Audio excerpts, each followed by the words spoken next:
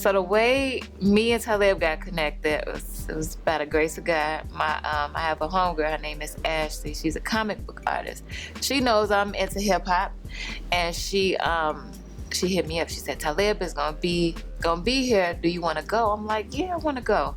So I was like, so I got a ticket for myself and my sister. The morning of, I had a rough day, and so by the time it was time to get ready to go, I didn't even want to go, just because I was affected by. Then I was like, you know what? Get up, get dressed, and go. You know, and I already bought these tickets, so we went.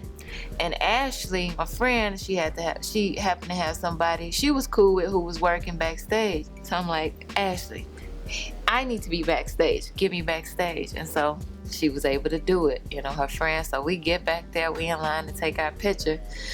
And I get up there and I was like, and I was just looking and I'm like, I said, you're the shit. He was like, man, thanks. And I was about to tell him my rap, but before I could say anything, my friend was like, nah, she's the shit. You need to know about K Valentine. And so he was like, you spit? I'm like, yeah, I spit. He's like, where can I hear your music?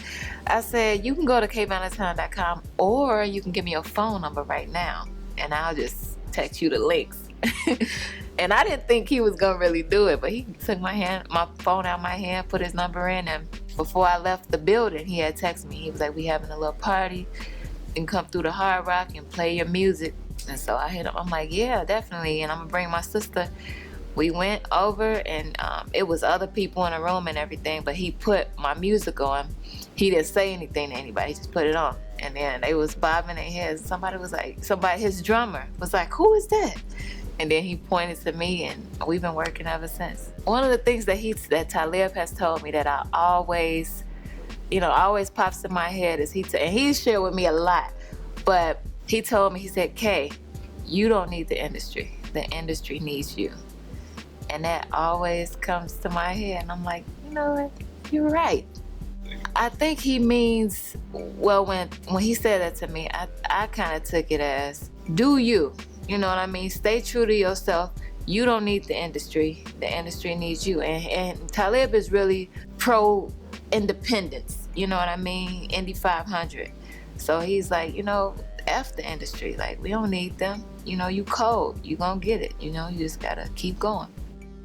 I went ahead and invited Bubba Buckwheat on stage with me with the pig and a box bag of my CDs, and I threw out the CDs to the people. And I gave him a 20 and I said, listen, let me catch you some of my CDs again. The first time we met Kweli, I had no idea what he was talking about.